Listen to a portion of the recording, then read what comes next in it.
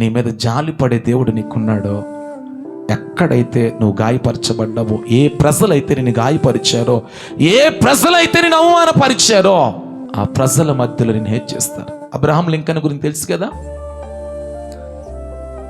అడవిలో ఉన్న చింపంజిని చూడాలంటే అడవికి వెళ్ళవలసిన అవసరం లేదు, వైట్ హౌస్కి వస్తే కనబడుతుందని ఒక ఆయన పేపర్లో పెద్ద హెడ్డింగ్లు ఇచ్చేసారు. చాలా దారుణంగా అన్నారు.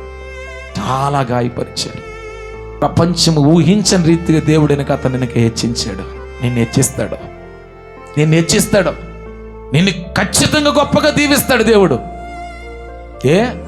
అన్నాను దీవించిన దేవుడు నిన్ను దీవించడా? అన్న కడుపున పుట్టిన బిడ్డలను ఆశీర్వాదించిన దేవుడు నీ బిడ్డలను ఆశీర్వదించడా?